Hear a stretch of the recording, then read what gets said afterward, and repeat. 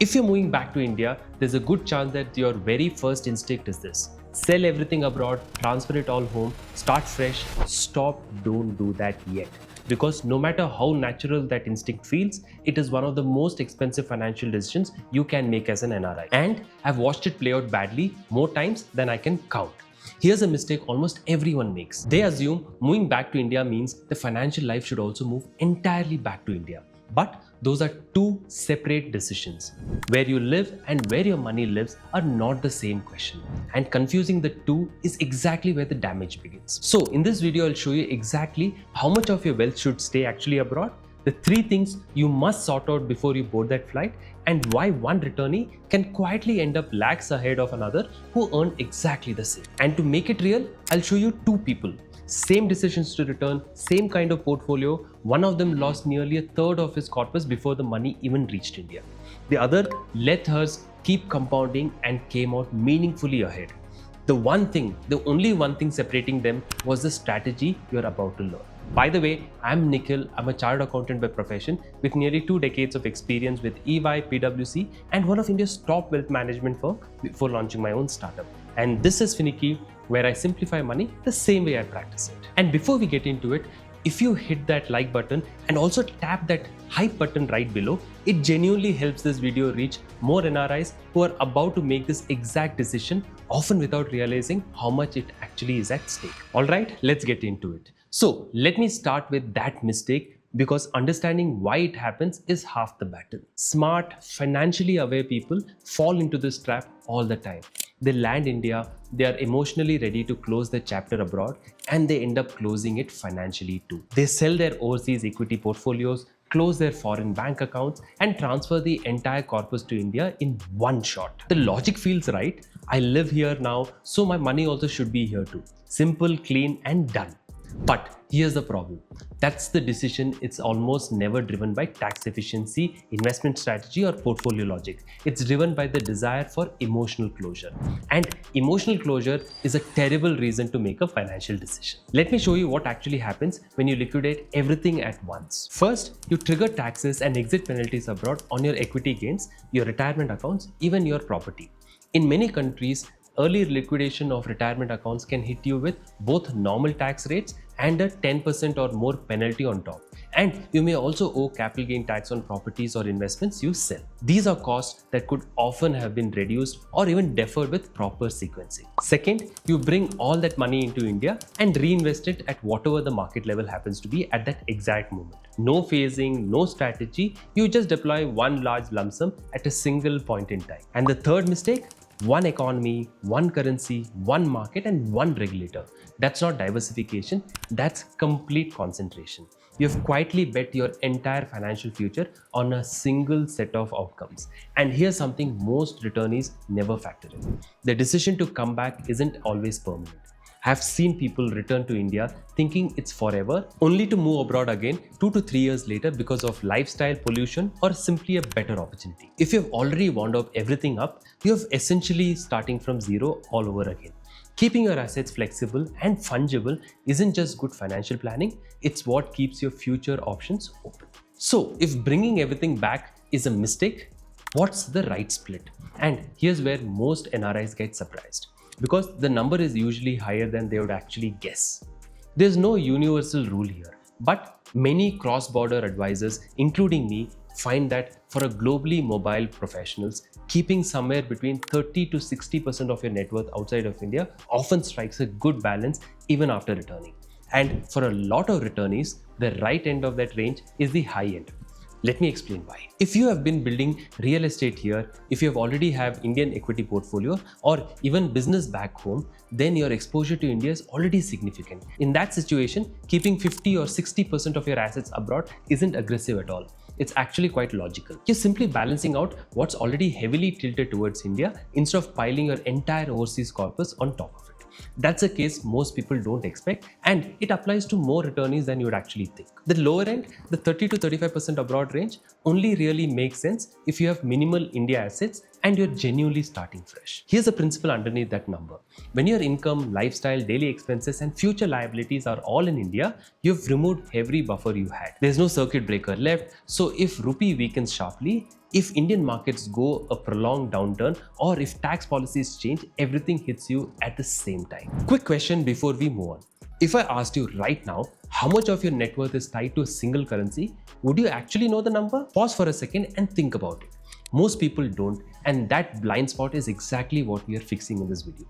Keeping a portion of your assets abroad isn't about adding complexities, it's actually about making sure every part of your wealth is working efficiently, no matter where it sits. Now, this brings up an argument I hear from a lot of returning NRIs, and it's actually a fair one. They tell me, Nikhil, my expenses are in rupees, I don't travel much, why do I even care about dollar-rupee rate anymore? Let me give you an honest answer. If your day-to-day life is in India, your groceries, rents, school fees, medical costs, is entirely in rupees, then yes, currency fluctuation won't touch your daily cash flow. But here's what most people miss. Your financial life is not entirely local, even if you think it is. Think about it. Most of your international travel, your child's higher education, maybe abroad, advanced medical treatment, even certain lifestyle upgrades are effectively priced in global currencies. As the rupee depreciates, all of this becomes more expensive in rupee terms. Not immediately, but over a decade very clearly. And here's a more important point. The rupee has depreciated against the dollar by roughly about 3 to 4% per year on average over the last 2 decades. In practical terms, that means your foreign investments carry a built-in tailwind of about 3 to 4% annually from currency movement alone before the investment even generates a single rupee of return. So over long periods, if US index fund earns around say 10% in dollar terms and rupee weakens to 3 to 4% a year, your rupee return can land in the low teens, roughly 13 to 14% before Indian taxes. And over 15 to 20 years, that gap actually compounds into a genuinely meaningful difference. By the way, for finding this genuinely useful, a quick subscribe means you won't miss the deeper cross-border videos I do, like the full RNOR breakdown. Most finance content just isn't built around decisions like these, and that's exactly the gap this channel is trying to fill. Now, here's the reframe. Most people think foreign assets are about safety. In reality, they are about returns. It's not just a worst-case insurance policy, it's a structural return advantage that plays out quietly, consistently year after year. So that's the case for keeping a serious chunk abroad. But I promised you I would be fair, so let me now argue the other way.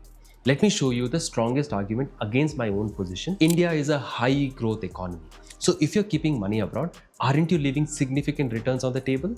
The honest answer is partially yes and partially no. Let me explain both. Indian equities over long periods can deliver stronger nominal returns than most developed countries, precisely because India is a growing economy.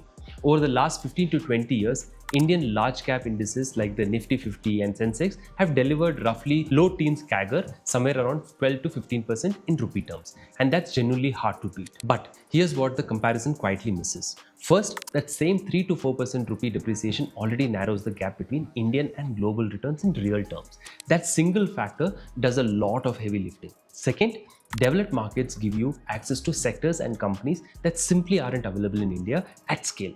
Global technology leaders, major pharmaceutical innovators, large energy firms, and consumer business that operates across continents. So, investing globally isn't just about diversification, it's about participating in opportunities the Indian market alone can't offer you. Let me make this concrete. From 2015 to mid-2020s, the S&P 500 delivered 10 to 12% annual returns in dollar terms. Layer that same 3 to 4% rupee depreciation on top, and an Indian investor in the S&P 500 would have been roughly in the 15% returns in rupee terms over that window. That's not less than Indian equities, that's competitive with the Indian large caps with the added benefit of currency and sector diversification on top. So the decision is not about India or global, the answer is almost always both. A portfolio with Indian equity for domestic growth and a global equity for sector diversity and currency hedge tends to be more resilient and better returning than either component alone. Alright, let's get tactical. When you sit down and look at your overseas assets, how do you decide what stays and what comes back? Here's the framework I use. Evaluate every single asset through 3 lenses. It's your purpose, its tax impact, and the role it plays in your currency exposure. Once you look at your portfolio this way, the decision becomes far more intuitive. In most cases, what stays abroad are your global growth and long-term assets. Your international equity exposure, funds tracking the S&P 500, global ETF, or sector-specific funds which give you access to markets and industries India doesn't fully offer, while acting as a natural currency hedge. Alongside that, retirement accounts like your 401k in the US, a UK workplace pension, or a Australian superannuation fund are best left exactly where they are. They are designed for long-term compounding with significant tax advantages in that country, and pulling money out early can easily cost you 30 to 40% in penalties and taxes. It makes far more sense to let them grow and manage them remotely, which is entirely practical today. What typically should come back are the assets that aren't really serving a purpose. Idle cash sitting in low yield foreign savings or currency accounts earning 1 to 3% adds very little value while creating unnecessary friction. Same goes for small, scattered investments across multiple brokers or countries that don't meaningfully improve your diversification but absolutely adds complexity. Those are worth consolidating. So the rule of thumb is simple. If an asset contributes to growth, tax efficiency, or currency diversification, it likely deserves to stay. If it doesn't, and it only adds complexity, bring it back and deploy it more effectively. Now we are entering the section that can genuinely save you or cost you lakhs. Because the moment you land in India, the rules starts changing and most people don't notice until it's far too late. And all of this is preparation you have to do while you're still abroad. So pay close attention. Start with this. Lock in your RNOR status intentionally. When you return to India, you don't immediately become a fully taxable Indian resident under income tax laws. There is a transitional status called RNOR, and during your RNOR years, most foreign incomes that accrues and is received outside of India generally stays outside the Indian tax net, very much like NRI treatment. But here's the nuance most people get wrong. RNOR isn't a guaranteed fixed block. You will typically qualify for roughly 1 to 3 year financial years depending on your past India stay pattern, and it's recalculated every single year. So before you return, work out exactly how many years of RNOR you actually qualify for, because this window shapes every other financial decision you make. Selling foreign shares or properties while you're still NRI or RNOR can often keep those gains out of India tax net entirely. Do the same after you become a fully resident and they get pulled in the Indian tax net. I have a full detailed video on RNOR. You can watch it somewhere here, and I'll also put the link in the description. Now stay with me here because this next one is the most expensive mistake on the list, and it's the one almost nobody sees coming. You have to restructure your overseas accounts before FEMA catches up with you, because here's the trap.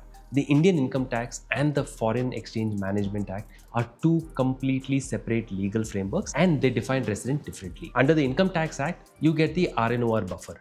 But for FEMA purposes, there's no RNOR type buffer at all. Once you've effectively moved back with the intentions to stay, your banking and investment profile gets treated as a resident, and those NRI flexibilities simply cease. What does that mean in practice? Your NRE account has to be redesignated. Your overseas brokerage account may need to be reported or restructured, and certain holdings could even require RBI approval to continue holding them. Everything that was perfectly compliant while you were an NRI can quietly become a non-compliance if it isn't handled correctly. And that's why timing is everything.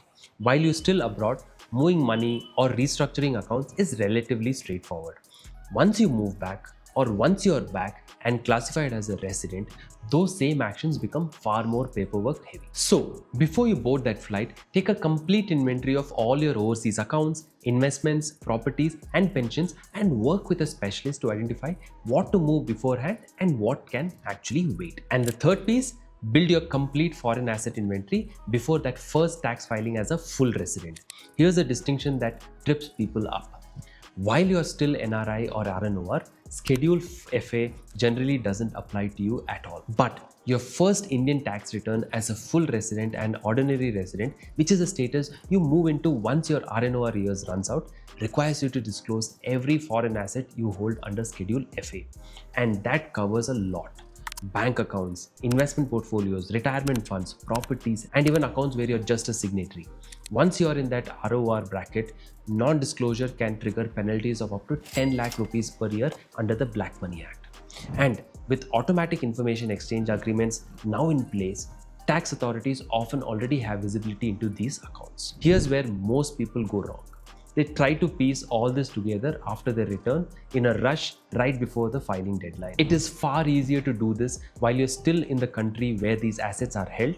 Gathering account statements, valuations, and transaction histories is dramatically simpler with direct access rather than trying to manage it remotely later under time pressure. Now let me make all of this real with two examples, because sometimes the clearest way to understand a strategy is to watch what happens when someone gets it right versus wrong. Remember the person I mentioned in the beginning who lost nearly a third of his corpus before the money even reached India? This is Sin. His name is Rajesh, 14 years in the UK, 14 years of savings, investing and building a life abroad, and within a few months of returning, nearly a third of that wealth was gone. Here's what he had built: a workplace pension, a stocks and shares in ISA, and an NRI fixed deposit back in India, and a flat in London that had appreciated significantly. When he decided to return in 2021, he chose to simplify everything at once. He sold the flat, withdrew his ISA, took a penalty hit on his pension, and transferred the entire amount to India. His reasoning was simple: I don't want that hassle of managing things remotely. I want everything in one place. And then the hits came, one after the other.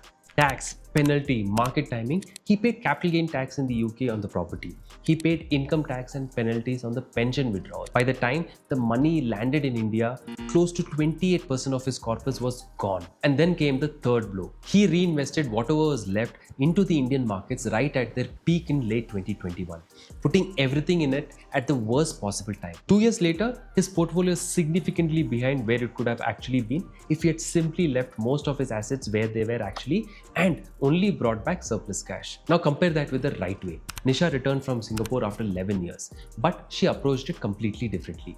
Before moving, she worked with a cross-border advisor to plan her transition. She left her Singapore Provident Fund completely intact. She continued holding her global equity portfolio and managed it remotely.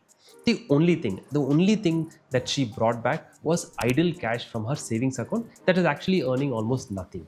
And she invested that gradually into the Indian markets over 18 months. She also used her RNOR window effectively, keeping her Singapore rental income outside of Indian taxation for those initial years. 3 years later, her overseas assets have been continuing to compound, her Indian portfolio has been built without any timing risk, and her overall net worth is meaningfully higher than it would have been if she had liquidated everything at once. Same life decision, completely different outcomes. And the gap between them wasn't because one earned more, picked better markets, or got lucky with timing. It came down to entirely how they approached their assets during the transition. Rajesh acted in haste and paid for it. Nisha followed a clear, structured strategy, and that made all the difference. So here's the one thing I want you to take away from this video. Before you make a single financial decision about your overseas assets, before you sell anything, close any accounts, or make any transfer, take a step back and build a clear, consolidated view of your entire net worth across countries, currencies, and tax treatments. Map how much of it is in rupees versus dollar, map what is liquid versus what is locked, map how much each piece will be taxed on the way out and on the way in. Most people start making these decisions without this picture. They underestimate how much of their wealth is concentrated in one currency or one country. And that's exactly where the expensive mistakes begin. But when you have the complete map in front of you, the right strategy becomes obvious. And what you will almost always realize is that the answer isn't to move everything, it's to move the right assets at the right time in a well thought out sequence. So let me leave you with this. Returning to India is a life decision. Moving your wealth is an investment decision. The mistake is treating them as the same thing. Change your address if you want, just don't automatically change your entire investment strategy along with it. That said, I'm genuinely curious here. If you were returning to India tomorrow, what percentage of your wealth would you actually keep outside of the country? 20%? 40% or 60%? Do drop the number in the comments. I want to see how people actually think about this. And if this video helped you see your assets differently, share it with someone who's facing the very same decision. That's it from me. I'm Nikhil. Subscribe to learn how to make your finances less tricky with Finicky. Thank you for watching, and I'll see you in the next one.